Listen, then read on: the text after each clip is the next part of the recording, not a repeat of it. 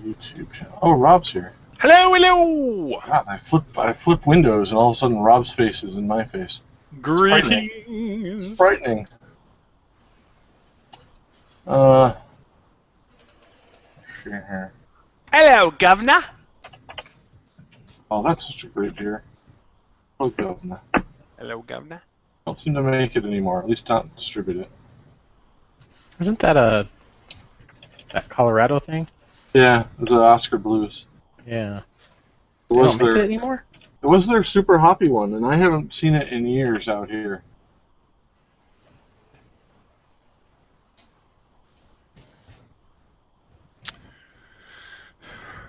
Bad news, boys. Why? Father-in-law drank the beer. Come on. No, I'm kidding. That excuse is way, way too old. Is it like the dog ate my homework? It is so the dog ate your homework. The father-in-law drank my beer. Ha. This is the kind of free entertainment you get out there, people. It's just stuff just like this. You are getting exactly what you pay for. Woohoo! All right. I want to let you all know I got myself a new wedding ring. Hope that's not because you got yourself a new wedding. It's amazing, Rob. I lost the other one on my trip and had to buy another one. This is my fourth wedding ring. One is at the bottom of Lake Conroe, the other is at the bottom of the Guadalupe River, and this one is somewhere in the mountains of North Carolina. But I will say that the reason that I lost this one was because I have lost, real seriously, so much weight that I was carrying something and it slipped off my finger and I didn't even realize it. Sailors have a girl in every port. Yeah. Rob, a ring in every port. Rob has a wedding ring. I did spend though about 60% more on this particular titanium wedding ring than I did on the last one. This one cost me $12.48, and the last one was $7.95. So, yeah, I'm becoming a more expensive date as we go. It looked about 70% sexier, so I think you got a good deal. Well, it's a little thicker. It's a little wider than my last one. But I have actually shrunk a whole size and a half on my ring. Wow. So I actually bought one that's appropriately sized. And you spent $12.48. $12.48. Yeah.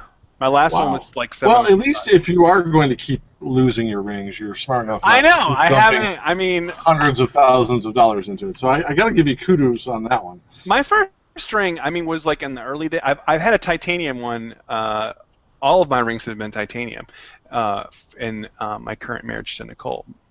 But the first one was in the early days of titanium rings. That one was like $300. But now they're so freaking cheap.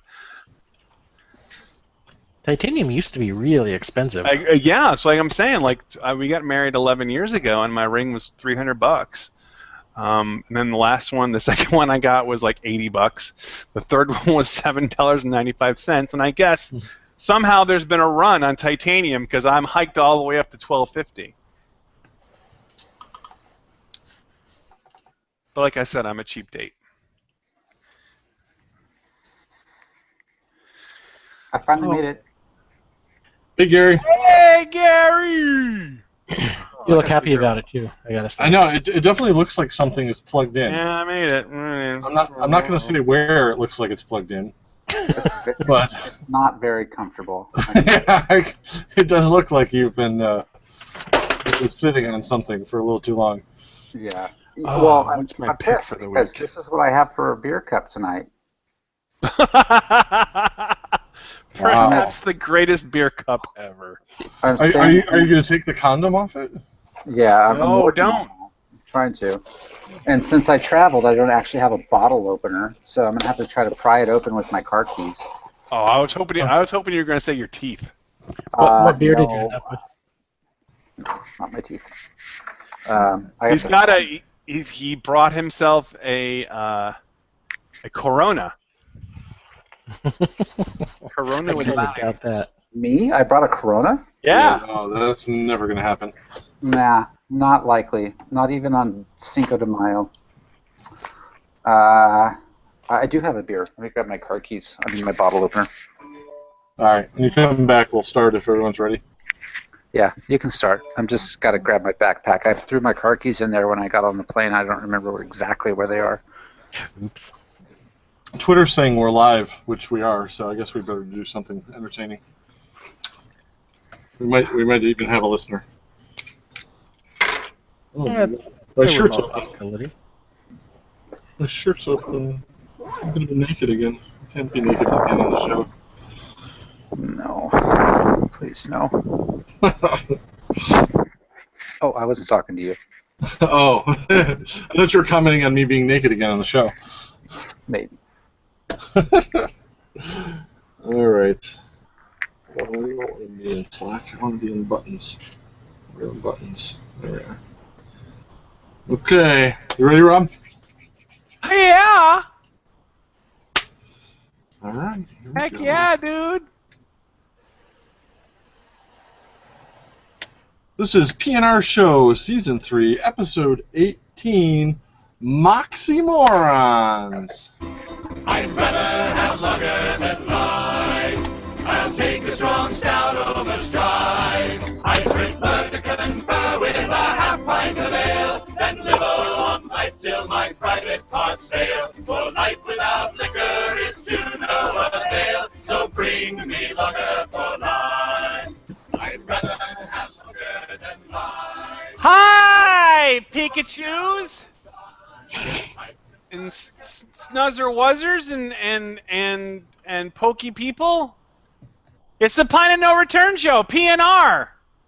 We share a common letter P. Us and Pokemon. Tonight, it's our all Pokemon Go show, where we address the fad, the legend, the myth that is Pokemon Go. The lies, the truths, and everywhere in between. We're going to make sure your trainers are fully functional, and, that's all the Pokemon tech. That's all the technobabble I have of Pokemon. I wondered how far this was going to go. Yeah. So tonight, Beer Camp, Part 4, 5, 4, 3? 3, 3. That's right, 3. Part 3 of our Beer Camp special. This is the part of Beer Camp where you probably have had some falling out with the friends that you've made in camp. You made some good friends, and you had a good time in the rowboat, and you have someone you like to stand next to when you make the s'mores, and whatever. And then probably at this point in camp, this friend of yours has said something that either you said something or they said something that really pissed you off, and so you kind of like distance each other, and you go and meet other friends, but they're just not quite. You don't quite have that connection that you had with that first camp friend. Meanwhile, your crush, you've angled yourself to spend more and more time with her. You've been standing next to her in the cafeteria line. You've made a spot for her on the log at night campfires. At this point, you find out that she has a crush on one of the counselors and doesn't even want to look in your direction, because he's got facial hair. So you're in the dumper. So things aren't going well at Beer Camp, but... Also, he's a she.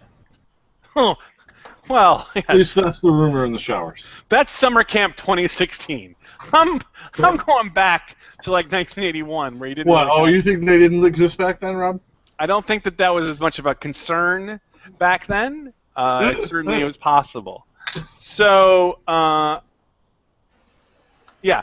So anyway, gentlemen, tonight on our Beer Camp Extravaganza, Week 3, we're going for an Imperial Session IPA, the Moxee-Moron. Man, I really wanted to try this one too. I wanted to figure out what an Imperial Session IPA was. Yeah, Hops. it seems to be Is contradictory. the name of a beer? Hops are the stars in this Imperial Session IPA, brewed with intense Yakima Valley hops, and featuring I can't read wind hop. Wow, vivid hop aromas of citrus, berry, and bright tropical fruit. That's what we got. All right. My guess is they're calling it Imperial because it's super hopped, and then they somehow managed to keep the alcohol and the maltiness low to make it under 5%. To make it It's a 7.5% beer. Yeah, this is brewed. So in then this isn't a Chico. session. This is brewed in Chico, California, and Mills River, North Carolina. But here's what it says about the Moxee itself. The city of Moxee, Washington, is the heart of the Yakima Valley hop growing region, and this Imperial Session IPA, a style contradiction. So there, right there, guys. It tells you that it's a contradiction. I want to know how they're calling it a session at 7.5%. Well, I'll tell you, Keith. It honors the Pacific Northwest's hop bomb heritage. Mm-hmm. Moxee-Moron features hops in the mash, the kettle, the hop torpedo, and the fermenter for ultra-complex hop aromas and flavors in an ironically named package. So right there, I think you have your answer. So it's an ironic session ale. Yes, it's like it's like Bill Maher. It's like the Bill Maher of beers. He's It's just like ironic. Someone blew up a hipster next to this thing. Is all that I know. Yeah, or maybe the Stephen Wright of session IPAs. It's just ironic. Jeremy must have been one of your relatives that just died. No, it just makes no sense to me. So we've got a lot of different hops in this thing. It smells hoppy as hell too. Yeah, let's crack this open here. I've got it poured already. It smells very hoppy. citrus. I don't know if I smell the berry, but I smell citrus. I smell berry for sure. I smell doesn't smell- sweetness. It doesn't smell pineapple, unpleasant. pineapple, grapefruit. Man. Yeah, it definitely It's smells not tropical. unpleasant.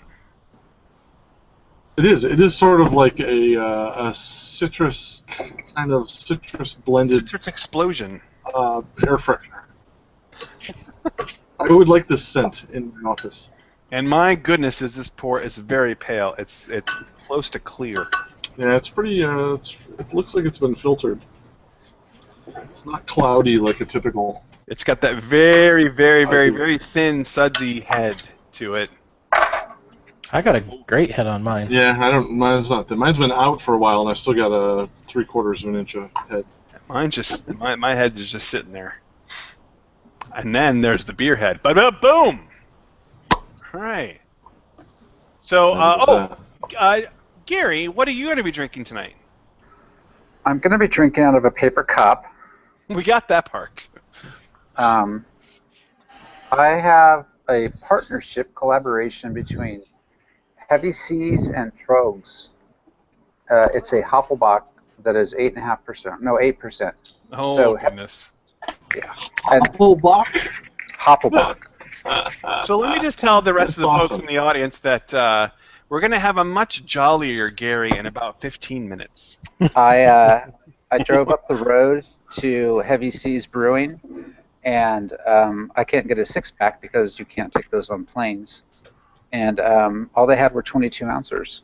So I grabbed this one because Trogs makes some good beers. I've never had Heavy Seas before, and I thought I would get something relatively local, so that's what I got.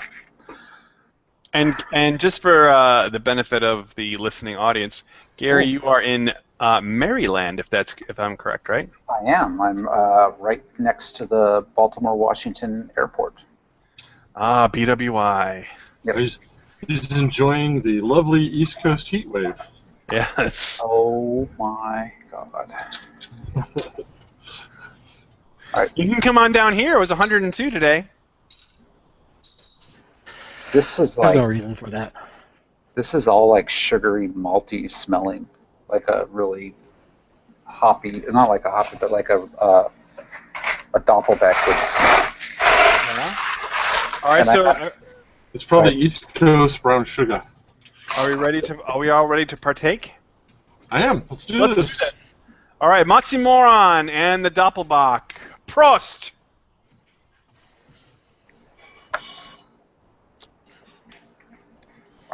Woo! Whew. That's got a bite. Wow. That is like a tidal wave of hops in my Oh. mouth. Wow. I know. Wow. Gary, you gotta hurry home, man. I'll be home tomorrow. Yeah, you're gonna want both of these. Holy smokes. I'm so sad right now. Oh. This is incredible. Wow. I made the mistake of trying to chug a bunch of it at first. I really took a big draw in, and it's really not that kind of beer.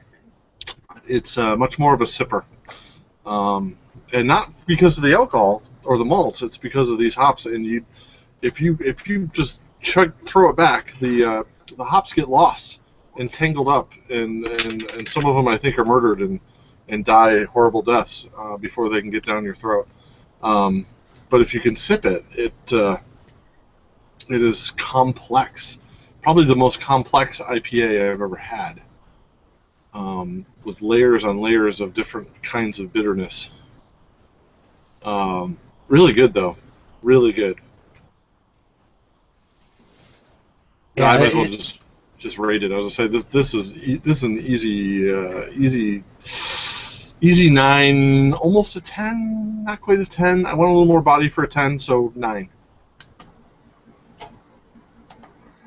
The first thing that comes to mind is juicy. It is fruity and Wet. tropical and wet. It's wet. Grapefruit, almost strawberry? Grapefruit, like tangerine, all kinds of flavors in there. It really is. Yeah, Keith nailed it when he said complex. The flavors in here are layered, and there's a malt base to it that is definitely there too. The hops are not covering that up. No. It's pretty well blended, That's balanced. I'm gonna give it a 10. That is a fabulous beer. That has everything I want in a beer. Amazing balance. Lots and lots of flavor. Lots going on. I just want to keep drinking this all night. That's good stuff. Rob seems to be biting his tongue. Go ahead, Rob. I don't like it. Well, there's the shocker. I'm surprised. Surprise us again, Rob. But the hops, I actually do taste the different hops that they talk about. I taste the citrus. I do taste the berry that they're referring to, and what was the other one? Yeah, I mean I do taste them, and they mingle together pretty well, and it's powerful. It's not it's very strong. It's a very strong upfront bam, hit you in the face with hops, but it doesn't linger very long. It kind of melts away, and the rest of the beer kind of comes through, and you can taste the other parts of it, which is nice. So this will be one of those beers where this is not something I would ever order, or I would ever probably try again. But I can appreciate what it is they're going for, and I think what they're doing is done really, really well. It's just not a beer for me. So I will also give this a 9, because I think it's incredibly well done. It's just not something that I would care to drink. So yeah. I'm going to use Jeremy as my proxy and go ahead and give it a 10 right now. I think you're gonna like this beer. I think you're gonna agree tomorrow night when you get some finally. Yeah. So, That sounds delicious. I wish that I had that beer with me right now. The only thing keeping it from 10 for me is I kind of miss the malty middle that like Pliny and other big IPAs have. There's a richness to Why do you this. have to ruin everything with Pliny? That's just lacking a little bit. And it's just a little bit. It's just a smidge more than it could be. So I really agree beer all the same. It's like we're making out, and all of a sudden you have to bring up your old girlfriend. Why? Stop it. First of all, stop imagining us making out. I've told you that for years. Stop! I've never stopped. Never stop. So Gary, get us out of this awkward moment and tell me about Hoppelbach.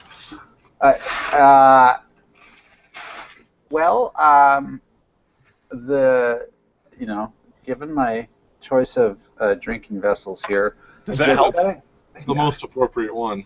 Does the paper cup help?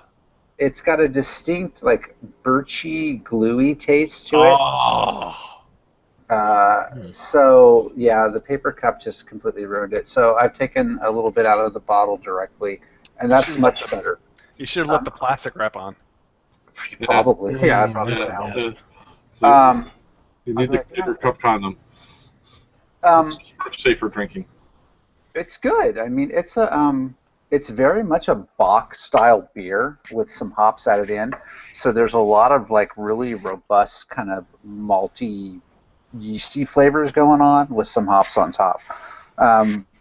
So it's a tasty beer. It's not an IPA, not a beer that I would drink when it's 147 outside normally. But it's really, really good. I think Heavy Seas and Trogs have put together a nice beer. And I was reading the bottle, and they're partnering with the Clean Water Fund. So they're looks like they're giving a little bit of money from this to that. So it's kind of cool too. So I think I'm going to give this. I'm going to give it an 8 on benefit of the doubt of if it was under ideal conditions, not a paper cup and not a bottle that hasn't been properly chilled. It was quite warm when I bought it, and the ice bucket in the hotel room is not really doing a very good job. So I'd give it an 8. You're definitely working under hardships. I would protest this to the officials. I say we double his salary tonight. I'm good with that. I'm really good with that. Yeah. Yeah. I think you've earned it, really. And only for this episode, though. I mean, this is not. Yeah, let's not get crazy. Okay. Yeah. This isn't welfare. I did have a nice IPA over at Duclaw Brewing, which is across the street. The hotel. I picked my hotel based on proximity to where I could get a good beer. And, Smart man. Yeah, I can walk. And that was good. So I'm this is my second beer. It was can't remember what that beer was called now. I guess I'm tired. So it was good though. Duclaw makes some nice beers if you're in the Maryland area. They're a good one to check out. All right. Okay. Hey, let's go next segment. So that will take care of our To the Pint segment. That was the awkward pause after It was Keith. really awkward. I'm still thinking of. I'm still imagining Gary drinking his beer out of a cardboard paper cup. I'm imagining Keith and Rob making out. Oh. My cup has lips on it. Yeah. So now, having thought of that, I want everyone to keep their mind on the image of Keith and I making out. As we go to our topic segment, it's time for Pint Taken.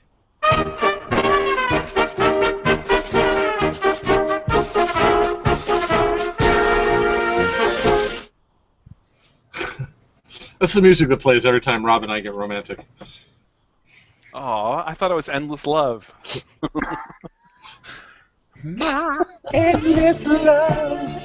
Oh, almost. You got some 80s. That's pretty good.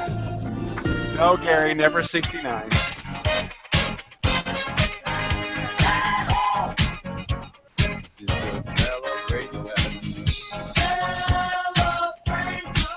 All right.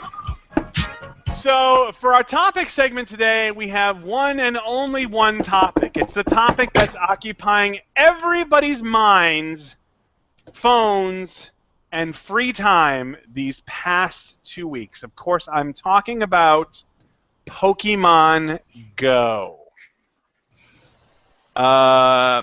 Made by our old friends at Niantic, who made Ingress. Yep. It was kind of our fad last summer for about 2 weeks. I played that for several months, actually. Oh, But wow. Yeah, okay. Yeah, before I gave up, and I really only gave up because I joined the losing side in this area, and I had nowhere that I could, like, get a foothold. Every time I took a little bit of chunk of something that I could call my own, Right. the other team took it back. Like sometimes So- within moments. So every summer there's some kind of fad. Something takes off. Something's like the big get of the summer. Like sometimes it's a movie, sometimes it's a song. Like you remember a couple years ago, the summer fad was Gangnam Style. Every summer there seems like there's something. You couldn't have gone with Gangnam Style? I had this one closer. So I think we would all agree that this summer's fad, even 2 weeks in, is Pokemon Go, right? I mean, the world's gone crazy with Pokemon Go. What's that? I said the world. No, I think he was asking what Pokemon is. So great question, Gary. Keith is going to give us a rundown of what exactly Pokemon Go is. Well, I guess we'll need to start, Keith, more remedial than that, and Gary needs a rundown even of what Pokemon is. Oh, God, I hope I'm not going to have to explain Pokemon. But you could explain it to Keith or to Gary and me if you want to. Okay. Well, Pokemon is a concept that was originally developed I believe, by Nintendo, although it's got its own company now called the Pokemon Company, which Nintendo is a majority stakeholder in, I believe. Don't quote me on that. But anyway, what it is it's just kind of it's a card game initially. You collect the cards, which in this case are Pokemon. Pokemon being Japanese for pocket monsters. They live in the world. You collect them, and then you can do battle with them, and trade them with other trainers and stuff. And it was a game that got a lot of popularity when collectible card games were really taking off, like Magic the Gathering and. Yeah, it's often referred to as the little kids' Magic the Gathering. Yeah, although. I have played it with my daughter, who is a big collector of Pokemon. She's not much of a player. I tried to get her into playing the game. It's as complex as Magic the Gathering or anything else to play. It's pretty solid gameplay, and you can enjoy it a lot. But where it really took off was when they started doing video games for it on the Nintendo DS and stuff like that. Is where it really took off, and there was also cartoons based on Pokemon, movies based on Pokemon, all which seem to be targeted to the kind of 8 to 12 set. It's the second most successful and lucrative video game-based media franchise in the world, behind only Mario. So there you go. So what Niantic is, which is the main developer of this game, as Rob mentioned, it was the creators of Ingress. They're actually a Google property or an Alphabet property. And they have taken their fairly popular game, Ingress, which I think was probably growing stagnant at this point, as all the property on the Earth has been claimed and owned by the players. And they've taken the same data points and the data and the things that they learned from that game, and they went to the Pokemon Company and I think Nintendo, although Nintendo's name is not on this game, and said, hey, we've got all this data and all these points, all these geographical points, and we could really make a great Pokemon game, and they said, go for it. So, long story short, this thing was in beta through most of the spring. here in the U.S., and it got released about a week and a half ago here in the U.S., and it's just starting to open up worldwide now. I think they just released it in Germany yesterday, stuff like that, after having a ridiculous amount of success just here in the States. So this was a card trading game originally. No, actually, it was originally 2 video games for the Game Boy. No, the card game was out, I think, before then, wasn't it? I beg to differ. Well, you may. I don't know. I don't have the history down that well. It began. The franchise began as a pair of video games for the original Game Boy. Okay. So, the great thing about this game is if you know the Niantic and the Ingress, that it's an augmented reality game, which means it's played out in the real world instead of at home in front of a screen. You're taking your mobile phone with you, and it just does have to be a mobile phone because it wants both GPS and a constant data connection to play. So no, your iPod touches won't work. And a camera, right? Well, actually, you don't need a camera to play the game. Oh, okay. You do need they recommend you have a camera, but you do need the GPS connection, and you do need a data connection. And you go around in the world and you collect your Pokemon. That's the first level of the game. You have to collect Pokemon, which are not too difficult to catch, at least in the beginning. But there's more. I've just been reading up on it today. There's more depth to it than there first appears to be. There are extra points for the style, the way you catch your Pokemon. You know, you can throw your Pokeball in a curveball for extra points. You can throw it at a more difficult angle for extra points, stuff like that. But the goal is, again, just to collect Pokemon, and then collecting more and more Pokemon gives you more and more points that you can use to level up your Pokemon and make them bigger and stronger. The second part of the game is once you hit level 5, you can now go to the local Poke Gyms, which will be at major points on your Ingress map. And you can, if it's your color gym, if you join the team of the same color as the gym, you can train your Pokemon there and make them stronger. If you go to an opposing color's gym, you can fight for control of that gym. You fight the other Pokemon that are there. You can change the gym's color. Is that what it is? Yeah. When you go to a gym of your color, you can leave your stronger Pokemon there to defend it, and then when someone else comes, they have to fight through your Pokemon and anybody else's Pokemon to get there to take over the gym. And this all has experience points and levels and in-game currency and all kinds of stuff that goes with it to make it a fairly in-depth game. But what I find so interesting about this game isn't so much the Pokemon aspect of it, which is cute and all, but is the fact that it's getting a whole bunch of people up and out and walking around and finding these places to play this game. There are literally, it's not so much here in Rochester, but like big cities like I'm sure Jeremy has seen in San Francisco, there are people just standing on street corners staring at their phones, walking around. You can hear shouts from across the street of, "Hey, there's a Pikachu over here," and a bunch of people running over to try to find it. So literally, the way that I understand, I did pick up the app so I could be able to talk somewhat about it. Is that the Pokemon are actually there? They're out in the world, but you can't see them. You can see them. Yeah, you see them on your scanner app, which is on your phone. And they have hidden extremely rare and powerful Pokemon in hard-to-access places, right? Or in out-of-the-way places. Possibly. There are definitely different Pokemon in different places.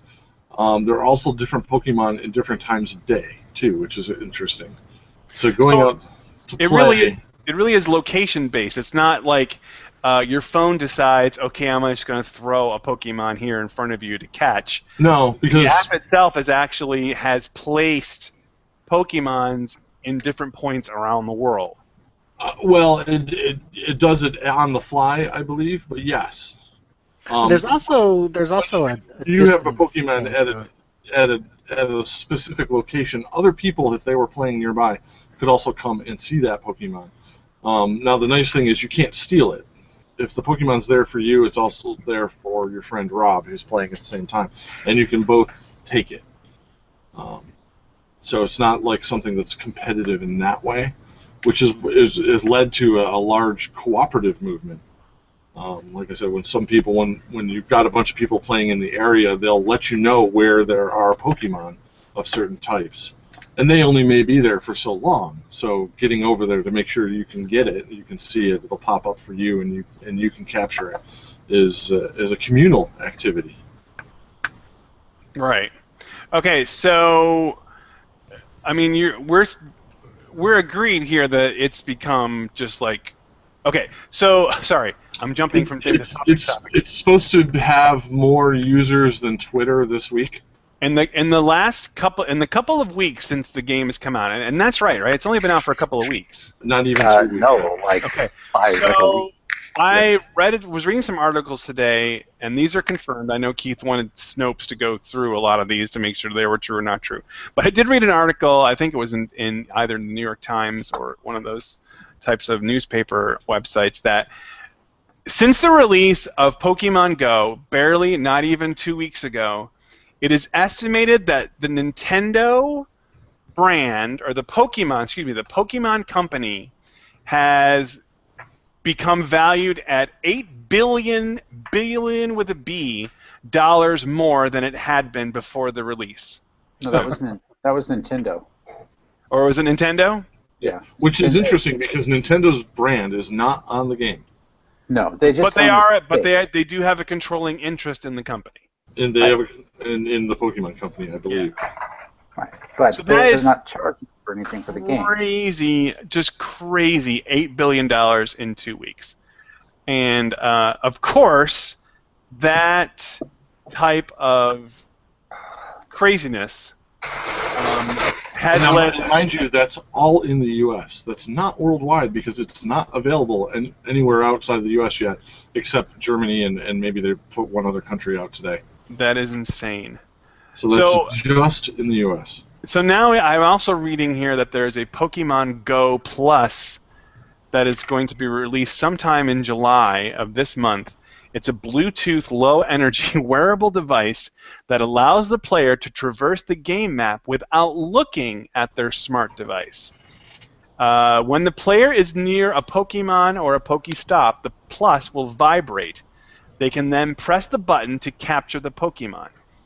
The player cannot check what they have caught until it's connected to a mobile device or a tablet. It has a pre-order cost of $34.99, and they are already sold out.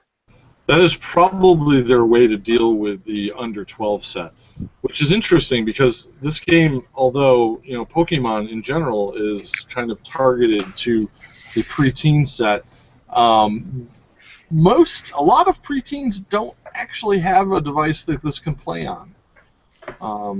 It may seem like everybody and their brother's got a smartphone, but at least around here, it's maybe 50% of that age group. Mm-hmm.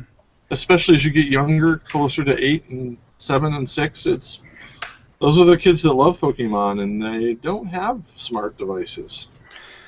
I would just like to add that, as usual, with any kind of advent of new technology or new fad or whatever, that Star Trek predicted this long ago. Star Trek The Next Generation, one of my all-time favorite episodes, is called The Game. And in the game, Will Riker, while on vacation, is introduced to this game. It's a headset device that is worn over your face, and you look at it, and there's some kind of augmented reality, a series of cones and discs, and you have to mentally put the disc inside the cone. And when you did in such a way, it gave you this feeling of euphoria. It stimulated your brain. And so he takes it back to the ship, and everybody gets hooked on this little virtual reality game. So not quite exactly the same thing, but it's really interesting. Well, you say that, but you're seeing people all over the freaking country walk around with their phones in front of their faces looking for Pokemon. Yeah. You know, to be fair, people walked around with their phones in front of their faces before Pokemon. It's true. Now they just have an excuse. Right. They have another excuse. There's Yeah. our excuse. But you know, it's getting people who would stay inside and game up and outside getting exercise. It's estimated. I mean, so much of this game is about walking around to see the stuff. You get at different Pokestops, you can get eggs, Pokemon eggs that'll grow up, you know, and hatch into you know, powerful Pokemon. And depending on how powerful it is, the way you hatch them is by walking a distance. I have one in my incubator now that's I have to walk 5K before it'll hatch. And the phone is tracking that through GPS, so it knows. And it also, I can't just have it on in the car and drive to work and back. It knows when I'm going 30 miles an hour and up that I'm probably not walking anymore, and stops counting that. So I've tried.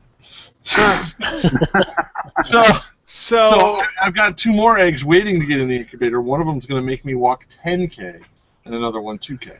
So if I want to find out what these things are, I got to get off my ass and move. So That is a freaking cool thing. before we talk about some of the controversies that have arisen, there have been a few, a little. Let's just talk a little bit more about this impact. And I'm reading from Wikipedia, so take it for what it's worth. But I believe I have seen many of these items mentioned in other places.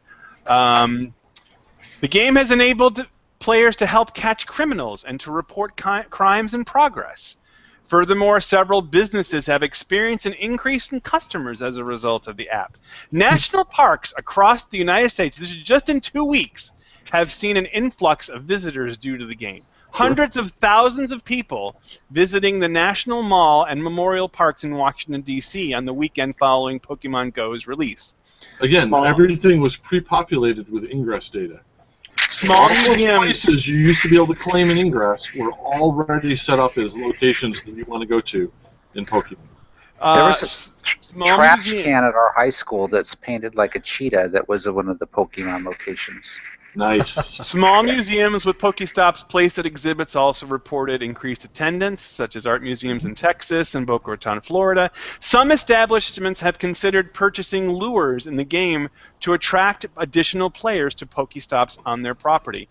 Charity organizations also saw engagement from players, with animal shelters offering dog walks to people who want to hatch eggs, Keith. Nice. That's a great idea. During the That's first awesome. few days, listen to this. I mean, you guys have talked about it approaching the number of Twitter users. During the first few days following the launch of the game, the number of active daily users in the U.S. surpassed that of Snapchat and Tinder. Yep. And was also approaching the number of Twitter users. On July 12th, the game became the most active mobile game in the United States ever. This is crazy. With 21 million active users, eclipsing Candy Crush. Yeah. Yeah, and all of those users are walking around, experiencing reality to play this game. I really question how much they're experiencing reality. Cause Yeah, they're just looking at their phones. Yeah, I was in this little town called Ellicott City, which is just near here, and I just decided to go check it out because my flight got in kind of a late afternoon. I had some time, and I was walking through this like historical downtown area, and there were probably 100 people playing the Pokemon game, and I could tell who they were because every single one of them were walking around like this.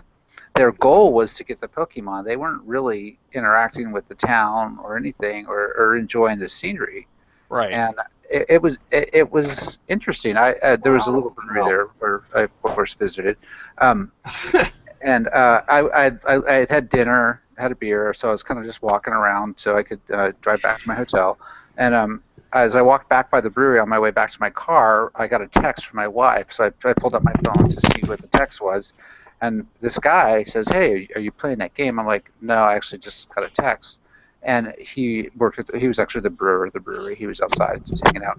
And we just had like a 20-minute conversation about Pokemon, and he was just astonished at the number of people walking around staring at their phones. It wasn't that they were, interacting. They were just staring at their phones. Well, right, but these are people that wouldn't have been outside anyway. So even if in casual passing, looking out the side of their eyes, they saw the brewery that they didn't know was there. So maybe the next time they come by or come through downtown, they're going to stop there. I mean, this is all beneficial stuff.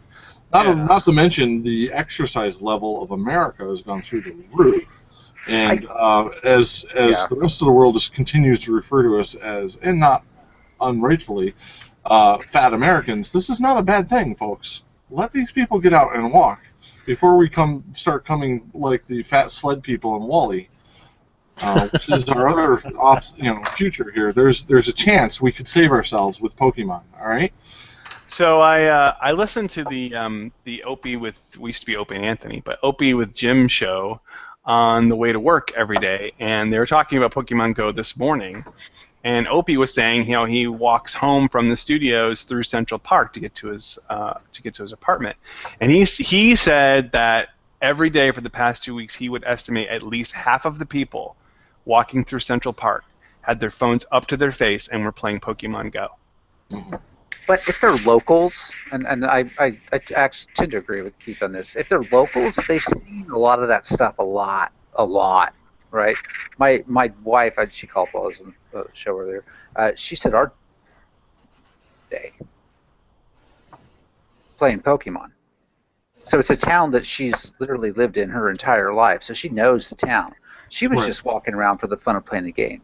So if these are New Yorkers walking through Central Park, they probably see that all the time. So there's nothing wrong with. Well, no, he said that there's a difference. He's noticed a difference between people who are just normally on their phones all the time, with their phones in front of them, looking down to text or reading something.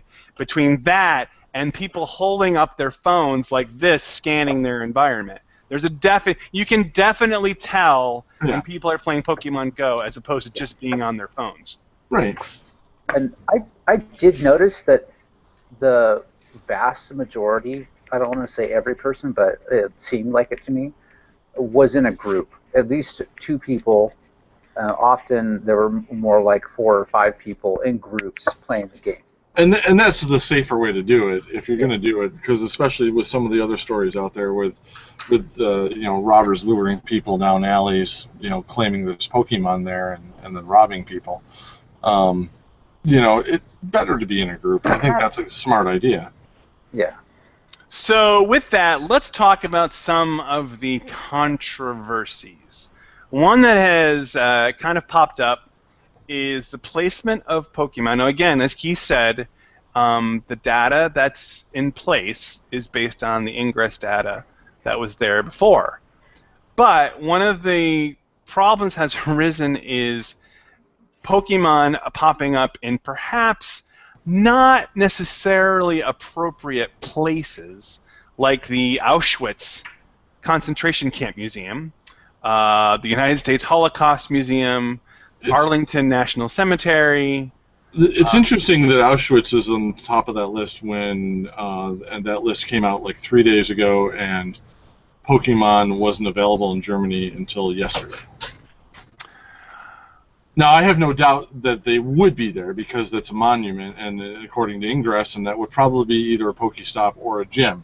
So I have no doubt it would be there, but it's interesting that they picked it first, possibly off the beta test list to say that that's a problem. I think that Rob's referring to a photo somebody posted showing a Pokemon that is a gas-spewing monster found at the Holocaust Museum in D.C. Yes. And I believe that has been debunked. Has it been debunked? Yeah, because other people have tried to find that Pokemon, and it apparently isn't at that location. Yeah. I would, it's possible it could be there. It's possible the game put it there and someone went, whoops, and took it away. But it's also possible that people are just making shit up now, too. Because it's so easy to cap out as a photograph these Pokemon as you find them and then put them over any scene you want.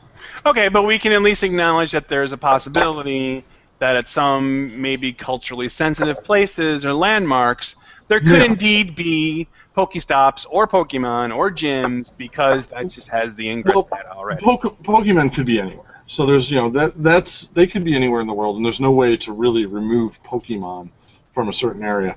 But what you can do, So Keith, what you can do is you can remove the Pokestops and the gyms from like deep within cemeteries and stuff like that, where you don't necessarily want groups of 20-somethings wandering through, laughing and shouting while a loved one's being buried.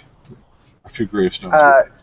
so Pokemon, just so we're clear, they're not real, and the people that made the game have control over where they show up. So they could program the game so that Pokemon don't show up in Arlington Cemetery. You could, I suppose, you could make, and they will sort of make like blackout zones where there will be no Pokemon. Should. They will. But in the current iteration of the game, just like in Ingress, there was no where the Pokemon show up and for how long is just a random geographical location. I mean, you can literally. They do know some of it, because if you go to a park, you're more likely to get a grass Pokemon.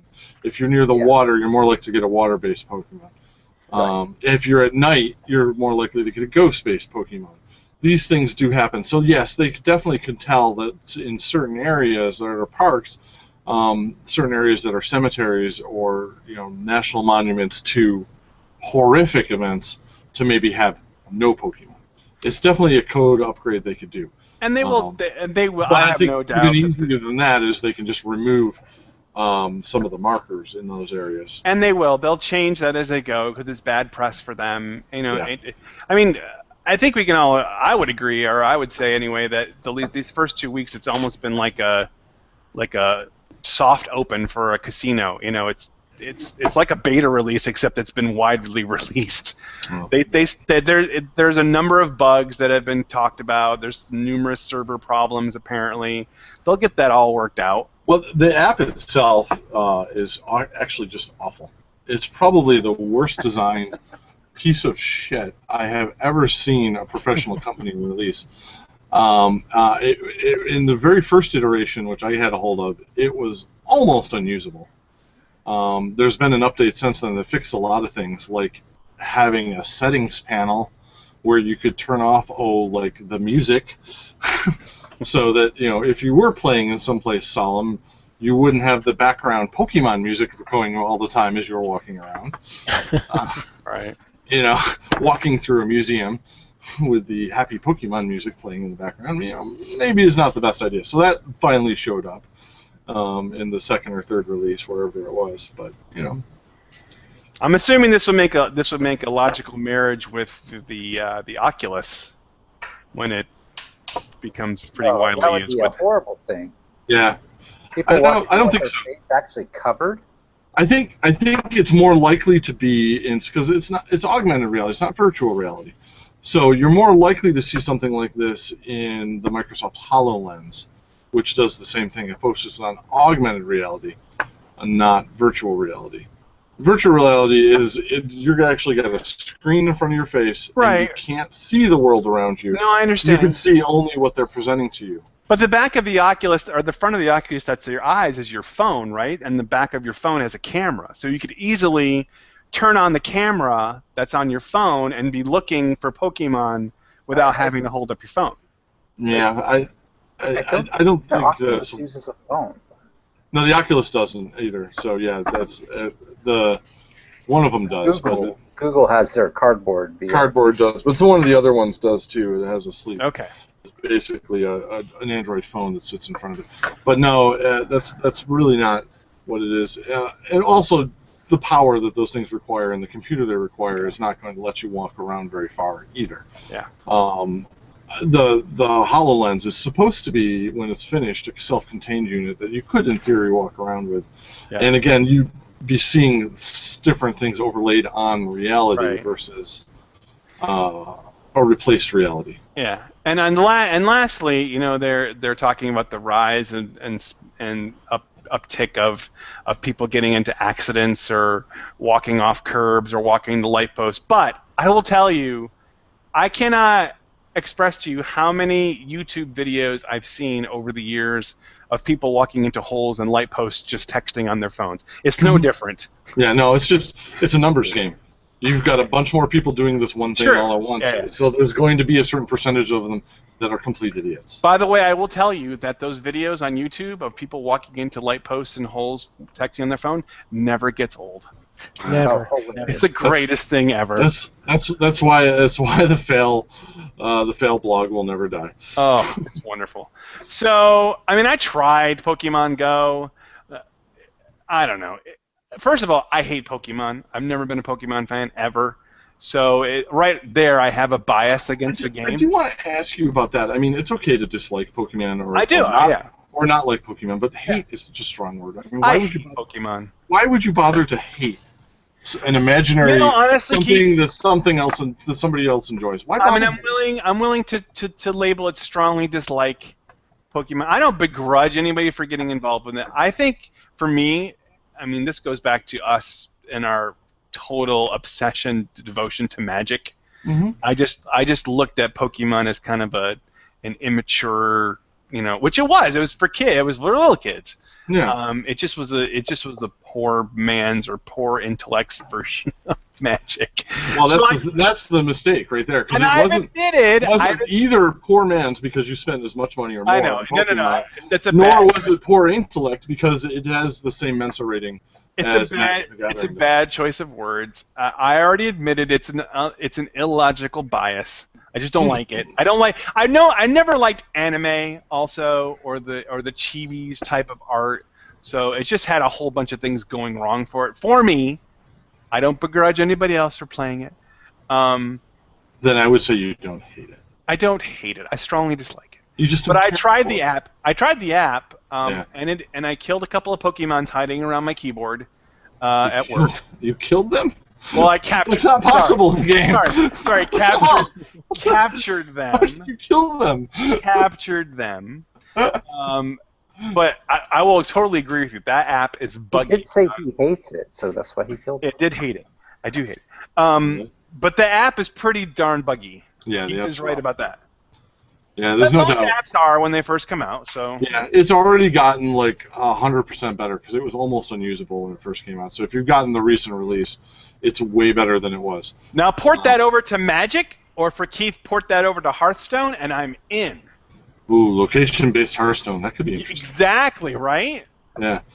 I enjoy Pokemon because I enjoy playing it with my daughter. It's something I remember fondly enough. doing with her a few years back, and it's something she's interested in doing with me now. So the two of us, because she doesn't have a smartphone, much to her dismay. But I hand her mine and say, hey, let's grab the dog, go for a walk, and find some Pokemon. And it's something now we're doing. Right. We're parking at the grocery store much farther away so that we have time to walk and get a GPS signal before we get into the store where we might find some Pokemon. And it's just cool to take snaps of Pokemon in odd places, too. So, I sent you guys in chat one of the Pokemon that was in the hallway that leads to my office. That's just funny, man. There's cool stuff about that. So we'll see if it stays to be just the summer fad, or if it becomes kind of the next big social media thing. I think it's just crazy how much it's taken off in barely 2 weeks. It's already a worldwide phenomenon, and he hasn't even been released worldwide yet. It's crazy that everybody's talking about it. I think what it's going to be is it's going to be the stepping stone to some really, really cool augmented reality stuff. Because what this is going to do is it's going to kick off copycats, which then kick off revisions and plays on and all kinds of other things that are going to evolve very quickly. And I think before the end of the summer, we're going to have a bunch of these augmented realities get out and play in the real world games. And I think that is great because I think augmented reality, much more than virtual reality, is the future. We shall see. Stay tuned. All right, so with that, we leave our pint take, and it's time for topics. Half pints coming at you right now. Yeah, I wasn't quite ready for that. That would be. Oppan Gangnam Style. Hey! Gangnam Style. Oppan Gangnam Style. Gangnam Style. Hey! Oppan Gangnam Style. I don't care what anyone says. I secretly really like that song. I don't know why. I just like it. It's K-pop in general is fun to jump into every now and It's then. pretty Just funny. See what's going on over there. All right, so in our half-line segments, these are our picks for the week: movies, television shows, music, apps, anything that strikes our fancy. We're going to bring them to you for you to check out this next week. So starting with Jeremy. Jeremy wants to talk about the typeset of the future. My pick this week is a blog. It's called Typeset in the Future. This blog takes sci-fi films and analyzes the fonts that are used in ridiculous detail, and it is so far they've done 2001, the worst movie ever made, Moon, What? Eurostyle, Alien, Are you Blade insane? Runner. I've never been able to get through that movie. Ah. But they go into just crazy, fanatical, obsessive detail about Oh my each font and how it's used, and it's so amazingly fun to read. So if you have a couple hours to blow, I would recommend typesetinthefuture.com. Oh, That is Jeremy, this is something my that- my new favorite thing. Jeremy, oh my God. Yeah, there's a rabbit hole there that if I went down, I would never come out of. So I'm going to avoid Jump that in. like a freaking I plague. could spend hours just on Okay. the Alien one. Oh man, I'm so excited. Thank you. Jump right in. Oof. This is right in my wheelhouse. Wow. Okay, so Gary, neither Gary nor Keith put theirs down. Gary joined us late. Keith has no excuse. Gary, what is your pick for this week? Since I'm traveling, it's kind of hard to come up with something, but I had dinner last night in an area of Baltimore called, I think it's Fells Point or Fells Harbor or something like that. It's like east of Inner Harbor, Baltimore. I've never spent a lot of time in Baltimore, but it's a pretty cool area. And we had dinner at an old pub tavern place called Henniger's Tavern. It was not really busy. It's like several blocks up off the water, so it's not touristy. It's more of a local place. It was recommended by a local, and I had the most fabulous crab cakes there last night. Well, yeah, you're in Baltimore. Maryland, dude. That's Yeah. what they do. It was really good. They have all these really old photos, very eclectic mix of photos above the bar, and there's like a real bar area. They're like these old nudie photos, like black and whites, old pinup nude photos. They're just kind of interesting and fun to see. And apparently, Gary caught my attention too. yeah, no, I mean, it's just kind of interesting to see how things have progressed over time. But lots of other stuff too. Like I mean, the walls are just covered with different photos of all kinds of different things, and it really, like I said, really great crab cakes. So if you're in the Baltimore area and you're looking for a good local, not a chain restaurant, Henniger's Tavern in Fells Point is what I would recommend you stop by. It's worth checking out. I'm pretty sure you can go to a McDonald's in Baltimore and get a really good crab cake. It's just part of the culture down there. Oh, and we walked by the police station from the HBO show The Wire. If you watch that, that's in that area. We walked by there too. Cool. Awesome. Very good. All right, Keith, what do you got? I've got an anti-pick and a pick, but they're tied together into one massive mess. My anti-pick this week is Evernote. Evernote. Oh, wow. Completely. Blast from the past.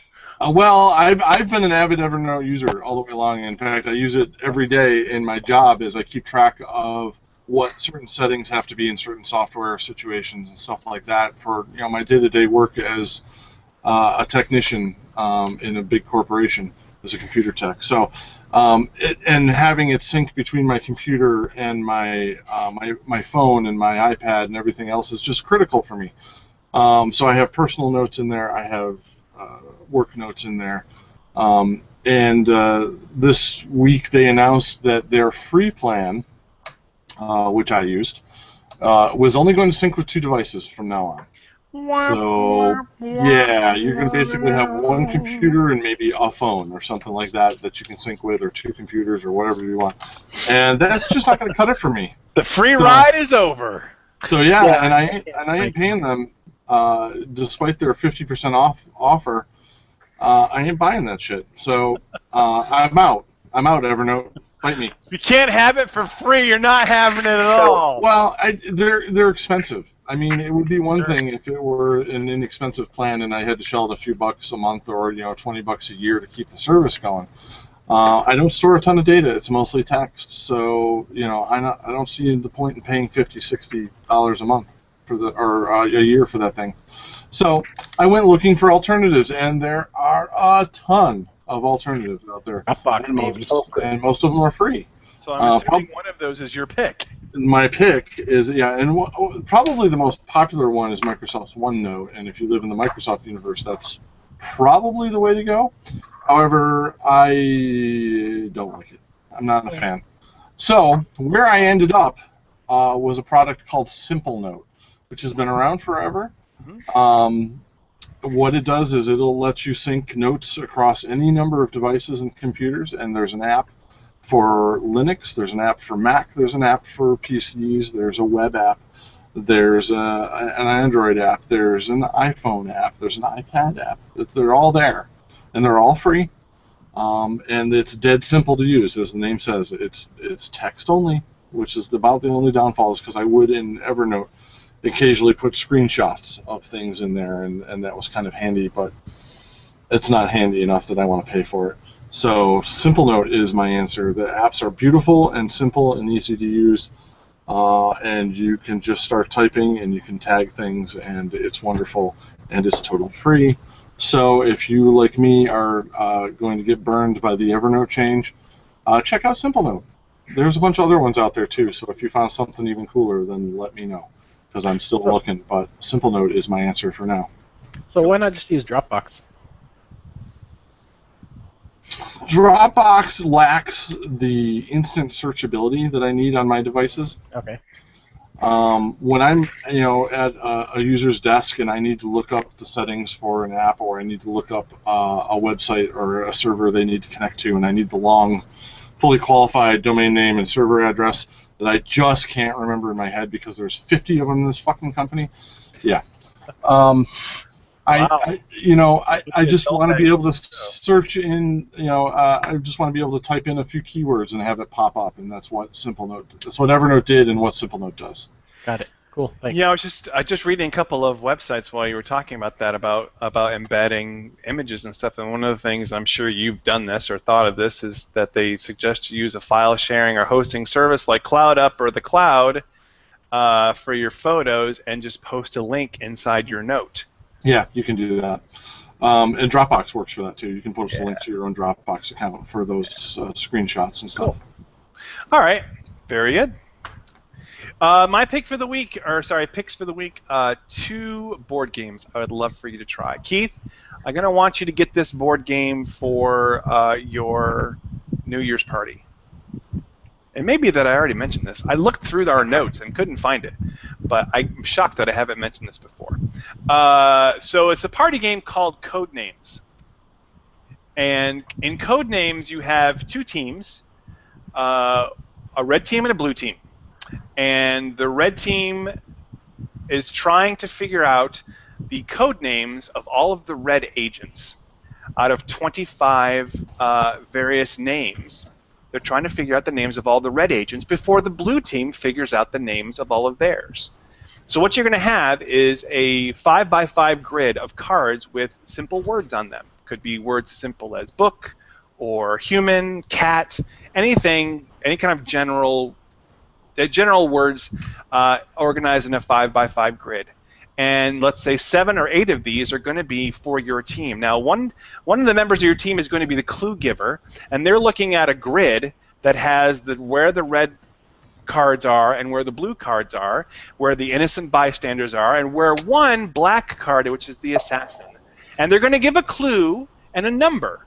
And the number represents how many of those cards match that clue. So you might say, orange 4. So the team looks and tries to figure out all the orange the words that match up with that clue and try to guess it. And it's really cool to go through how people think and match up clues. It's a great game. It's won Game of the Year on a couple of different gaming websites. And it's only $15, $16. So it's a great, great party game that I suggest you pick up. The other one I have is Mysterium. In Mysterium, the psychics have been called to try to figure out the way that a gentleman was killed 50 years ago. And he's now a ghost and is communicating to the players by means of images that are on these cards, weird pictures. And the pictures denote the suspects of a person, a place, and a thing, almost like Clue. And the ghost cannot talk the entire game. He just has to give these cards and flashes, and it's up to the players to figure out who the main suspects are and then finally determine who the culprit is. That's a very, very bastardized, quick way of explaining Mysterium, but it's a great party game. It's a great collaborative game because everybody on the players are working together as a team. And it's also won a lot of awards. It's great artwork and a really great new game. So Mysterium is a really nice party game. So 2 party games you should check out. And that's it for me. Guys, do you have any closing thoughts? Rob, I have an assignment for you. Yes. Exploding Kittens. I have played Exploding Kittens. Okay. Talking about the card game or the app? The card game is what I was talking about. But. Yeah, I've played Exploding Kittens, and it was fun. I enjoyed my time. I couldn't see me playing it more than a few times, though. It kind of wore out. You also have an adult version of Exploding Kittens. Yes, I have not played the adult version yet. No, I did play the adult version. Sorry, I did play the adult version. Okay. It was fun. Yeah, I liked it. I don't own it. Some friends of mine own it, and we played it. The only reason I asked because it was Prime Day this last week, and that was the only thing that kind of interested me that I saw on Prime Day that I almost bought and I didn't. Oh, you should have asked me. I could have helped you. Well, it was the only game that really showed up that was on a deep discount. Oh, there were a ton of them. Oh, that I saw, at least in what they were showing me. Yes. So I just wondered if that was any good. But definitely, Keith, I definitely would suggest Codenames for you. You guys will love that game. We'll check it out. All right. So anyway, That sounds like fun. Yeah. Any closing thoughts this evening, either on Pokemon Go or anything that strikes your little fancy minds? My mind isn't fancy right now. So I guess like we've all agreed, and surprisingly, Don't drink out of paper cups. That's my closing thought. Don't drink out of paper cups. We all agreed that Moxee-Moron is a good, worthwhile try for you. A good end to week 3 of beer camp. Maybe you and your best friend are starting to get back together and realizing it's the 2 of you against the world. And except your crush is really more interested in your friend than you. Oh, that's week 4. I'll take a strong stout over strife. I prefer to confer with a half pint of ale and live a long life till my private parts fail. What's the rarest Pokemon in the universe? Pikachu? I don't know. No, I don't think so. I got the highest numbered one already. I got Staryu. Isn't that Optimus Prime? Isn't he the rare one? Oh, Transformers. I want an augmented reality Transformers app. Yeah, it'll be like the movies and suck. The movies did suck. My God. The first one was good. The first one was not good. The first one was only good because of the special effects of the Transformers changing. Once you got beyond that, there was no bloody plot. There is an inherent problem in the realistic look that they tried for these Transformers. They should have gone with the old school comic books, cartoons look, because it was too busy. There's too much stuff going on. You couldn't really see the characters. Horrible. And Shia LaBeouf ruins everything he touches. So Yeah. there was that. All right. Thanks for listening. Drink more beer. I forgot how to stop the show. Let's stop.